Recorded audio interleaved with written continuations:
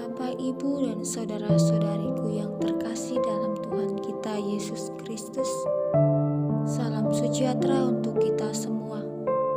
Berkat Allah yang Maha Kuasa senantiasa menyertai kita.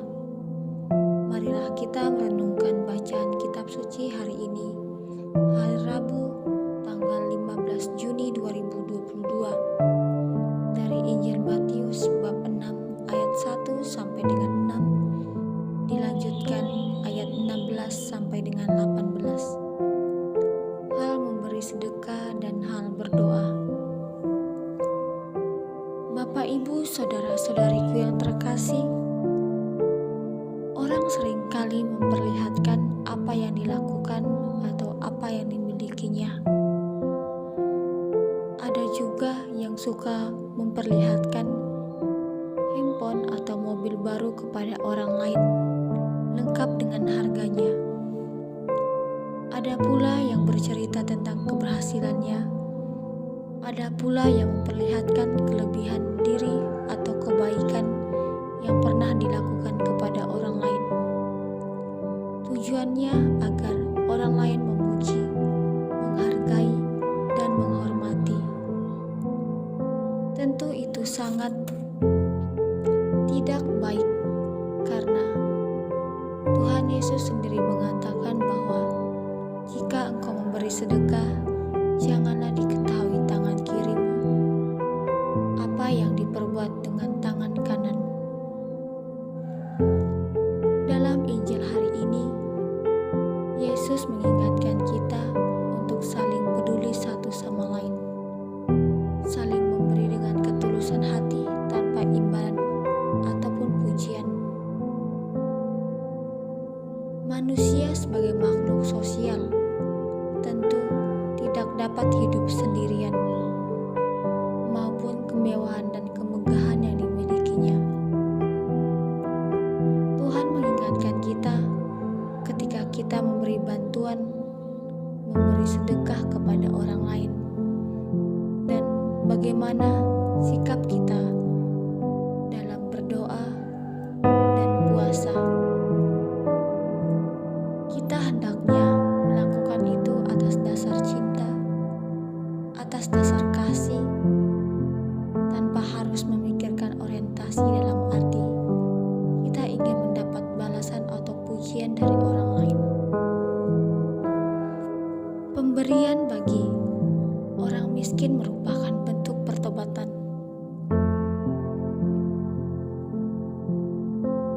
Paus Fransiskus dalam ensiklik Laudato Si memberi sedekah bagi orang miskin merupakan tanggapan yang nyata atas jerih payah kita melihat jeritan orang miskin. Sedekah bagi orang miskin berarti memperdayakan mereka untuk hidup secara layak sebagai manusia. Bapak, Ibu, saudara-saudariku yang terkasih, di tengah masa pandemi ini ada ribuan masyarakat yang terdampak secara ekonomi. Banyak kondisi lain yang membuat masyarakat mengalami kendala dalam keuangan. Sementara sebagian orang lain ada yang masih bisa menikmati hidup yang nyaman hanya dengan tinggal di rumah saja dan masih terus bekerja. Maka di masa inilah kita harus membuka mata dan digerakkan oleh belas kasihan, sama seperti yang dilakukan Yesus saat dalam pelayanannya. Tuhan mengingatkan kita untuk memakai kekayaan yang diberikan kepada kita dengan bijak dan bahkan bisa dikelola untuk berbagi dengan orang lain yang membutuhkannya. Tuhan tidak melihat seberapa banyak bisa kita bagikan kepada orang lain, tetapi seberapa tulus dan pedulinya kita memberikannya.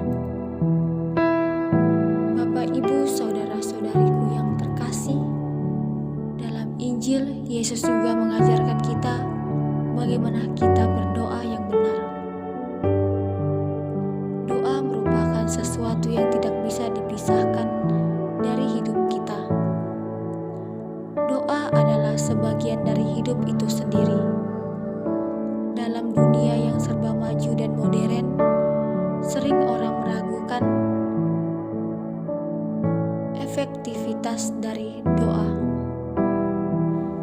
Sering dengan enteng orang mengatakan apa perlunya doa itu kalau segala sesuatu yang diperoleh tanpa bantuan Allah. Namun pengalaman membuktikan bahwa betapa banyak orang yang putus asa dalam hidupnya karena tidak percaya kepada Allah dan tidak mempunyai kebiasaan berdoa. Doa dianggap sebagai sebuah pelarian dari ketidakberdayaan manusia. Bahkan banyak orang berhenti berdoa karena merasa permohonan yang diminta dalam doa tidak pernah terkabul. Keberhasilan doa terkadang pada kesungguhan dan keterbukaan hati orang lain dalam mengusahakan apa yang dia doakan. Seperti apa isi doa? Bagaimana cara berdoa? Mengapa harus berdoa? Seiring menjadi pergumulan manusia zaman ini. Jadi Yesus mengingatkan supaya kita jangan berdoa seperti orang munafik. Artinya, jangan berdoa sebagai acting, hanya berpura-pura. Jangan berdoa sambil menyembunyikan motivasi-motivasi lain supaya dilihat orang.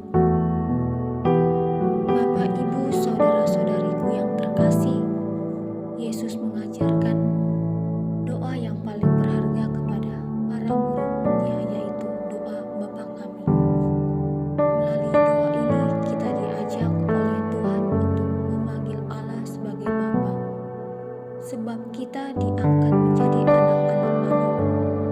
Doa ini mengandung 7 permohonan yang terbagi menjadi 2 bagian. Yang pertama untuk memuliakan Tuhan, sedangkan yang kedua untuk kebutuhan kita. Doa Bapa Kami mengandung pujian atau penyembahan kepada Allah, penyerahan diri kita kepada-Nya, pertobatan dan permohonan. Namun, betapa indahnya suatu doa. Yang terpenting adalah bagaimana kita mempersiapkan dan tekan dalam hidup kita setiap hari. Maka jika kita walaupun singkat dan sederhana, sesungguhnya makna doa Bapa Kami sangatlah dalam. Jika kita belum melihatnya demikian, maka sudah saatnya kita mohon ampun kepada Tuhan dan mohon kepada Roh Kudus untuk membantu kita merasakan doa ini dalam kehidupan kita sehari-hari.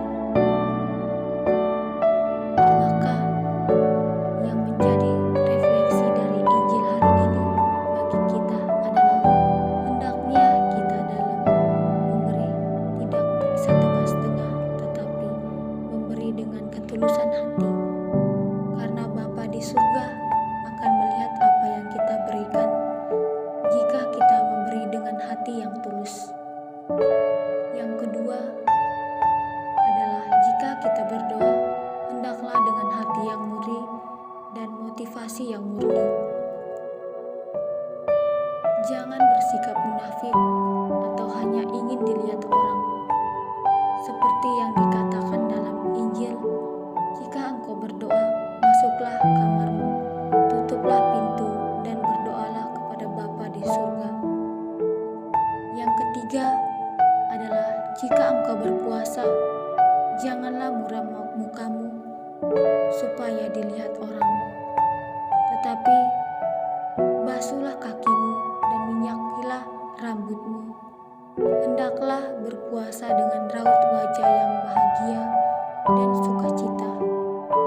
Semoga Injil hari ini senantiasa memberikan kekuatan dan peneguhan bagi kita agar kita senantiasa melaksanakannya dengan kehendak Tuhan dalam hidup kita